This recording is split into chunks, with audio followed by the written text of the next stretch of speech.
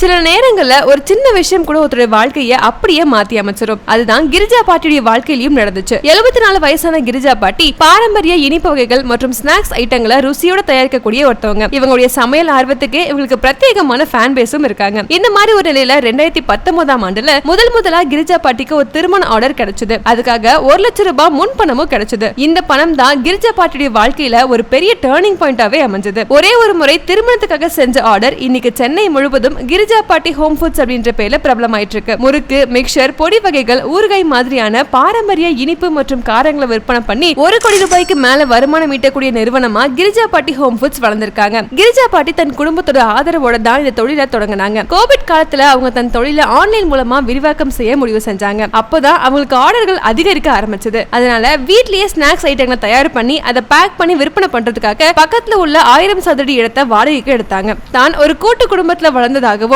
கூட்டு குடும்பத்திலேயே திருமணம் செய்து கொண்டதாகவும் கடந்த 50 ஆண்டு காலமா 20க்கும் மேற்பட்டவர்களை கவனிச்சு அவங்களுக்கு உணவளித்து வந்ததாகவும் கிரிஜா பாட்டி தெரிவிச்சிருக்காங்க. இதனால அவங்களுக்கு சமையல் செய்வதில் அதீத ஆர்வம் இருந்திருக்கு. 2019ஆம் ஆண்டு தனி உரிமையாளராக தொடங்கிய கிரிஜா பாட்டியுடைய நிறுவனம் 2021ஆம் ஆண்டு மே மாதம் ஒரு தனியார் நிறுவனமா மாறுச்சு. 18 வயசுல கிரிஜா பாட்டிக்கு திருமணம் ஆயிருச்சு. தன்னுடைய தாய் வீட்டுல காய்கறிகள் வெட்டுதல் மாதிரியான சின்ன சின்ன உதவிகள் மட்டுமே செஞ்சு வந்ததால அந்த சமயத்துல அவங்களுக்கு எந்த சமையலும் செய்ய தெரியாம இருந்துச்சு. ஒரு முறை கிரிஜா பாட்டியுடைய மாமியார் அப்பளம் பொரிக்க சொல்லி கேட்டிருக்காங்க. அப்போ கிரிஜா பாட்டி தெரியாம சூடான எண்ணெயை கீழே கொட்டிடுறாங்க. அதுல இருந்து தான் சமையல கத்துக்கணும், சமையல உள்ள எல்லா அம்சங்களையும் தெரிஞ்சுக்கணும் அப்படின்னு அவங்க ஆசைப்பட்டாங்க. அம்மா மற்றும் மாமியார் கிட்ட சேகரித்த சமையல் குறிப்புகளை பயன்படுத்தி கொஞ்சம் கொஞ்சமா சமைக்க தொடங்கினாங்க. அப்படி தொடங்கப்பட்ட சமையல் தான் இன்னைக்கு கிரிஜா பாட்டி ஹோம் ஃபுட்ஸ் அப்படின்ற நிறுவனமா வளர்ந்திருக்கு. ஒவ்வொரு ஆண்டும் 40 முதல் 50 வகையான தரமான ஸ்நாக்ஸ் ஐட்டங்களை தயார் செஞ்சுட்டு இருக்காங்க. சில பண்டிகைகளுக்கு பிரத்யேகமான சில இனிப்புகளையும் அவங்க செய்வாங்க. இது மட்டும் இல்லாம திருமணம் மற்றும் வீட்டு விசேஷங்களுக்கான ஆர்டர்களையும் பெற்று செஞ்சு கொடுப்பாங்க. இங்க தயார் செய்யப்படுற இனிப்பு மற்றும் கார வகைகள் நியாயமான விலையில விற்கப்படுது அப்படின்னு அதை வாங்கி பயன்படுத்துற பொதுமக்கள் தெரிவிச்சிருக்காங்க. ஊறுகாய், பொடி வகைகள், இனிப்புகள் மற்றும் கார வகைகளுக்கு அதீதமான தேவை இருப்பதை பார்த்த பிறகு